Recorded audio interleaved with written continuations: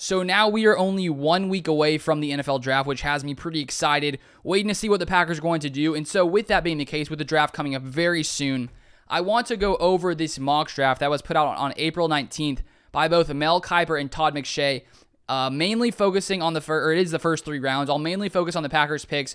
I will touch on the other picks as well. So apparently for this mock draft, I think they switched off. Basically one even in odds, they switched off who was picking. So first off, we have the Jags taking Aiden Hutchinson, which seems to be lots of people's opinion for what is going to happen. The Lions taking Trayvon Walker from Georgia, who some people I think believe he could potentially be the first overall pick. Maybe, we'll see. They have another edge rusher going third to the Texans in Kayvon Thibodeau. We got the Jets coming in with Ahmad Sauce Gardner. I'm curious if they will take a receiver here. They may wait till 10, but I feel like they'll use one of those first 2 picks on a receiver for Zach Wilson, which will take away a receiver from the Packers potentially. So we'll see what happens there, but interesting thing to look out for. They got the Giants taking Ikem Ekwonu, tackle NC State. We got the Panthers going with Malik Willis, the first QB off the board from Liberty there for the Panthers. We got the Giants going Jermaine Johnson, the second defensive end from Florida State. We got Garrett Wilson, first receiver off the board here, going to the Falcons, wide receiver from Ohio State. And it's likely lots of people will see Garrett Wilson as, the best route runner in this class. And so with that being the case, it's not likely he will last till the Packers pick at 22. He's probably going to be, top 10, around there when it comes to being picked. We got the Seahawks going Evan Neal, offensive tackle, Alabama. We got another receiver off the board. The Jets take a receiver here. Drake London, wide receiver from USC. So another receiver off the board. We got the Commanders going Kyle Hamilton. I also think wide receiver could be a position for them as well. We got the Vikings going Derek Stingley, cornerback. We got the Texans going Charles Cross, tackle. Ravens, Trent McDuffie, cornerback, Washington. Eagles, Jamison Williams, so another wide receiver off the board, and Jamison Williams, the speedy guy who is just an insane deep threat. Of course, he's dealing with that injury. Not likely. I feel like he'll land with the Packers as well. So if the Packers want to secure one of these receivers, they probably would have to move up in the draft, which is definitely possible considering the draft capital we have, considering in the past 4 years for Brian Gutekunst, he has moved up in the first round 3 different times. So I wouldn't be shocked if the Packers moved up. We got the Saints going Trevor Penning, tackle, Northern Iowa. We got the Chargers going Jordan Davis, defensive tackle from Georgia. Eagles go Daxton Hill, safety from Michigan. Saints go Chris Olave, wide receiver from Ohio State. So another receiver off the board. We got the Steelers going with Kenny Pickett, QB from Pitt. And then we got the pick before the Packers. Patriots go Nakobe Dean, inside linebacker from Georgia. Then here we have Mel Kiper picked here for the Packers. Packers go Christian Watson, wide receiver from North Dakota State. I really love Christian Watson. If you guys have been watching this channel for like the past probably month or so, I made a video on why I want the Packers to draft Christian Watson. I don't know if it'll be the very first pick, like their very first pick, if it'll be the second pick, if they could potentially wait till the second round. Who exactly knows how long he will last? But I think when you just watch him play, when you watch his highlights, his speed, his size, his athletic ability, I mean, he looks like he'd be a stud in the NFL. So I really want the Packers to leave this draft with Christian Watson. Whether that's potentially 22, that might be a little early, who knows? Whether that's waiting a little bit later as well, we'll see. Kiper says this one is tricky because there's a chance the top 4 receivers will be off the board by the time the Packers pick. And so if they want their guy, they might have to package numbers 22 and 28 and trade up. If they stay put, Watson, who has stellar physical tools but is still a little raw, makes sense. I agree with that. I wouldn't be, like, if the Packers actually did this, I wouldn't be opposed. They could, as he said, trade up as well, which we will see what happens. The Cardinals go Treylon Burks, wide receiver, Arkansas, next. I wouldn't mind the Packers picking him as well.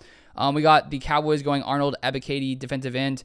We got the Bills going Andrew Booth Jr., cornerback, Clemson. Titans, Zion Johnson, guard/center, Boston College. Bucks go with Devontae White, defensive tackle from Georgia. Then we got the Packers here. Kiper picking again for them. Going George Karlaftis, defensive end for Purdue. Which I think, with the Packers losing Darius Smith, we need some more depth out there, so I wouldn't be opposed for the Packers to take a defensive end early in this draft. And if Karlaftis were to fall to 28, I wouldn't be opposed. He says here, the Packers parted ways with Darius Smith, but they still need edge rush help. Karlaftis played both stand-up outside linebacker and hand-in-the-dirt end for the Boilermakers, so he's a fit in Joe Barry's scheme. And I feel like with Karlaftis, earlier in the draft cycle, he was going pretty high, and it seems that recently he has been dropping. So if he dropped to the Packers, and the Packers came away with Christian Watson first and George Karlaftis, I would honestly be satisfied with that. Now, I'm going to skip forward to the Packers picks and not go through the rest of these. But as I scroll, you can sort of see and pause if you'd like to look at these certain picks. Another receiver here, Bengals, Lions. And so, of course, we're going to wait till a little bit later here for the Packers to come in and draft once again. I'll stop at any wide receivers drafted because I want the Packers to leave the first 2 rounds with 2 wide receivers. Who knows if it will happen? I think the Packers could probably find some gems later on, but we will see there. Sky Moore goes, wide receiver from Western Michigan. Let's see here. Saints, Sam Howell, QB. Scrolling. All right, here we are with the Packers, 53 overall. Packers pick another, the Packers pick a defensive lineman here, going with Logan Hall, defensive end from Houston. He says, some see Hall as a 283-pound, positionless Les tweener, but I look at his versatility as a good thing. I could see him playing multiple roles, including 5 technique in Green Bay's 3-4. And I think adding someone alongside Kenny Clark also makes lots of sense. We already added Jaron Reed from the Chiefs earlier in this offseason to pair alongside Kenny Clark. We still have Dean Lowry there. We have TJ Slayton coming into year 2. And I think he's just such a massive guy, and especially against the run, he's a beast. So I'm excited to see sort of the steps that he takes coming into his second season. But to add another guy along the interior here for the Packers, I think is a smart move. And if we could end up with a outside linebacker, edge rusher, and then come in here and get Logan Hall, I think it would be a great move by the Packers. Then moving here to the Packers picking at 58, I believe, or no, 59 it is. George Pickens goes right before this pick. I would have liked that if he would have slipped to the Packers there. That would have been sick. But here we go. Packers, McShay's pick. Greg Dulcich, tight end, UCLA. He says Robert Tonyan is returning, but he's also coming off a torn ACL. Dulcich is the kind of seam stretcher whom Aaron Rodgers loves to target. And I honestly hadn't heard too much about this guy. I went in and was watching some of his highlights recently, and this dude is a beast. He sort of looks more like a receiver. Some people have talked about how he needs to put on some 5 to 10 pounds to really be a tight end in the NFL. But if you go and watch his highlights, he's fast. He can juke people. He can make moves. And for the Packers to be able to add a pass-catching tight end like this, a receiving tight end like Greg Dulcich, I will be excited because, yes, of course, I want the Packers to draft wide receivers. But, sometimes tight ends, can be like wide receivers. So if we came in and added him, I think that would be a great move by the Packers. And so now here, finishing off the second round, a few different players going here. Alec Pierce goes to the Chiefs. I would like Alec Pierce. I believe he grew up a Packers fan as well, and he sort of looks like Jordy Nelson, sort of like that kind of player. So that would be sweet as well if we went with Alec Pierce. But so far for the Packers, we go wide receiver Christian Watson. We go edge rusher George Karlaftis, Logan Hall, interior D-line, defensive end there. And then we also go with Greg Dulcich, tight end. Now to finish it off with the final pick, because I'm pretty sure they just do 3 rounds in this draft, and the Packers have 1 third-round pick at, 92. Here we go. Packers, Kiper's pick. Darian Kinnard, offensive tackle/guard, Kentucky, to the Packers, going with an offensive lineman here, saying, we have filled all the top needs for Green Bay so far, except for the one at guard. Kinnard, a 3-year starter for the Wildcats, played mostly right tackle in college, but I see guard as his best NFL position. He didn't test well at the combine, but he's incredibly strong when he latches on to defenders. So when we do look at the Packers offensive line situation, we lost Billy Turner, who played lots of snaps at right tackle for the Packers.